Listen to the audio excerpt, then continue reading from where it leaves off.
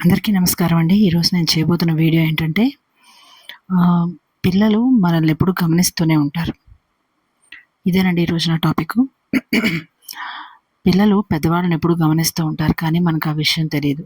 వాళ్ళ ఆటపాటల్లో వాళ్ళు ఆడుకుంటూ నవ్వుతూ, తిరుగుతూ, గంతుతూ ఉంటారు. కానీ వాళ్ళు మనల్ని గమనిస్తున్నారని మనకెప్పుడు అర్థమవుతుందంటే, మనం ఎవరితో అయినా ఏదైనా టాపిక్ మాట్లాడేటప్పుడు ఆ టాపిక్ గురించి మనకంటే బాగా, మనకంటే క్లియర్‌గా, మనకంటే చాలా జరిగిన ఇన్సిడెంట్‌ని గుర్తుపెట్టుకొని మాట్లాడినప్పుడు, లేదంటే మనం ఏదైనా ఒక సాడ్ మూమెంట్‌లో ఉన్నప్పుడు దాన్ని బాగా అర్థం చేసుకొని ఏదైనా దానికి తగిన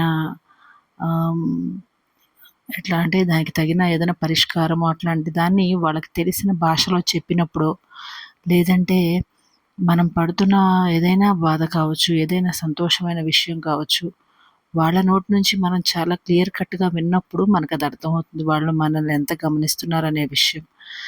అందుకని పిల్లల ముందు ఎప్పుడూ కూడాను బాధనైనా కానీ, ఏదైనా ఒక సాడ్ మూమెంట్‌ని కావచ్చు, లేదంటే కోపాన్ని కావచ్చు, ఎక్కువగా రివీల్ చేయకుండా వాళ్ళ ముందు ఎప్పుడు సంతోషంగా ఉండడానికే ట్రై చేయాలి. ఎందుకంటే అది వాళ్ళ మీద ప్రభావాన్ని, వాళ్ళ మైండ్ మీద ప్రభావాన్ని ఎక్కువగా చూపిస్తుంది. మనం సంతోషంగా ఉండడాన్ని వాళ్ళు గమనిస్తే వాళ్ళు కూడా సంతోషంగా ఉంటారు. ఇంకా వాళ్ళ ఫ్యూచర్ పాత్ అనేది సరిగ్గా ఏర్పడుతుంది. ఇదేంటండి మనం సంతోషంగా ఉంటే వాళ్ళ ఫ్యూచర్ పాత్ ఎలా సరిగ్గా ఏర్పడుతుంది అంటే గనక, మనం సంతోషంగా ఉంటే వాళ్ళని బాగా చూడగలం. అలాగే వాళ్ళు మనల్ని ఆ స్థితిలో చూసి వాళ్ళు కూడా హ్యాపీగా ఫీల్ అవుతారు. ఎందుకంటే మా పేరెంట్స్‌కి ఎలాంటి ఇబ్బందులు లేవు. They are happy with us. We are happy with them. We are happy with them అనే ఒక ఫీల్ వాళ్ళకి ఏర్పడుతుంది. ఒక మంచి వాతావరణాన్ని మనం వాళ్ళకి ఏర్పరిచినట్లయితే గనక వాళ్ళ ఫ్యూచర్‌కి మంచి పాత్‌ని మనం ఇవ్వగలుగుతామనమాట. అందుకని ఎప్పుడైనా సరే ఏదైనా ఇన్‌కేస్ బాధ ఉంటే దాన్ని వాళ్ళ ముందు వ్యక్తం చేయకూడదు అని నా అభిప్రాయం అండి.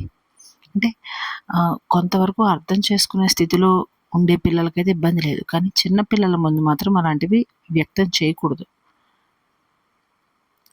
ఈ రోజుకి ఇంతేనండి. నమస్కారం.